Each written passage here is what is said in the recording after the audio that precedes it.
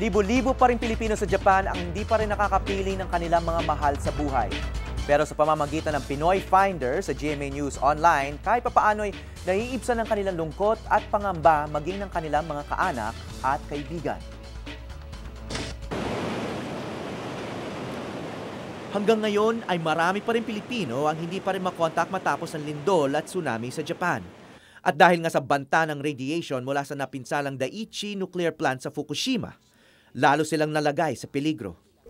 Pero sa pamamagitan ng Pinoy Finder ng GMA News Online, nakakalap tayo ng impormasyon tungkol sa kanila. Mahigit 2,000 Pilipino na ang nagpaalam ng kalagayan nila sa pamamagitan ng online form na ito. Isa na riyan si Liza Iida na nasa Edogawa-ku, Japan.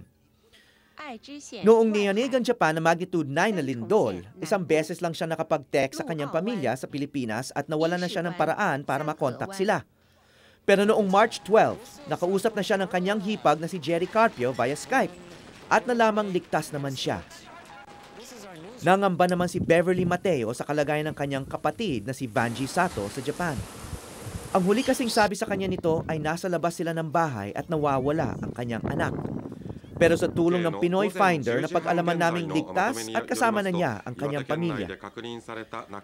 Malapit na raw maubos ang kanilang nakaimbak na pagkain at hanggang ngayon ay wala pa rin dumarating na tulong mula sa embahada sa kanilang lugar sa Tochigi, Ken.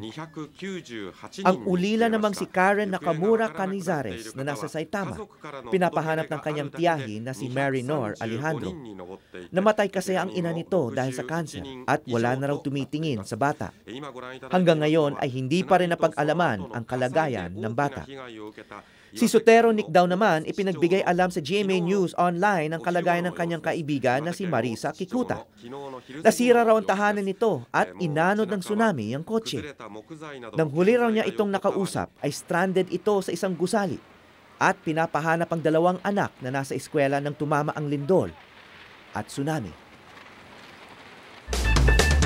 Kung meron pa kayong mga hinahanap na kaanak o kaibigan mula sa Japan o kayo mismo ay OFW doon at nais niyong ipaalam ang inyong kalagayan, pumunta lang po kayo sa www.gmanews.tv/PinoyFinder.